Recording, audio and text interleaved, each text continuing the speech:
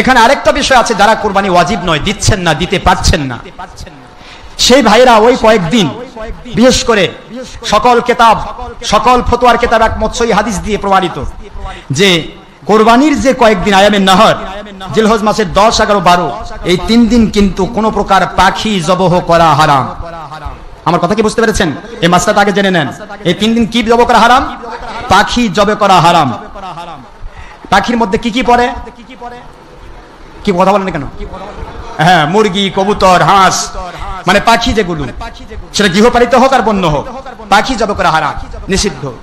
আপনি পাখি জবহ করতে পারবেন না। যারা বোঝেন না তারা অনেকে ওই দিন মুরগি জবহ করেন, কেউ হয়তো হাঁস জবহ করছে, কোরবানি ওনারা দিচ্ছে, উনি এগুলা করতেছে। এই দিন মাজুসি যারা অগ্নি পূজারী মুশরিক যারা, তারা কিন্তু এই দিন, এই কোরবানির দিনে তারা পাখি জবহ করে।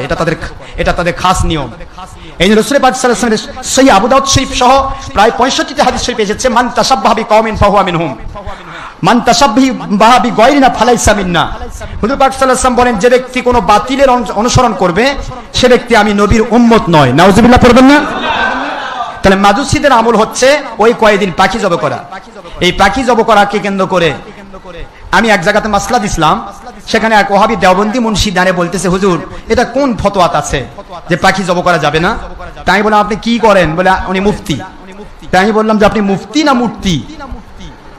ফতোয়ার যত কিতাব আছে, এমনকি উলামায়ে দেওবন্দিদের যত কিতাব, আপনি সেই কিতাব পড়ে তো মুফতি হয়েছেন? বলে হ্যাঁ, আপনার ফতোয়ায়ে দেওবন্দি, দারুল দেওবন্দ, ফতোয়ায়ে ইমদাদুল ফতোয়া, ফতোয়ায়ে দারুল দেওবন্দ, ফতোয়ায়ে কাজী খান হাসানুল ফতোয়া, ফতোয়ায়ে শামী, ফতোয়া রুদ্দুল মুহতার, দুদুল মুখতার, ফতোয়া আলমগীর সহ সকল ফতোয়ার কিতাব একমত, কাফির মুশরিকের তর্জতরিকা যে মানবে সে ব্যক্তি তাদের অন্তর্ভুক্ত হয়ে যায়, সে ব্যক্তি নবীর উম্মত থাকে না। নাউজুবিল্লাহ বলুন।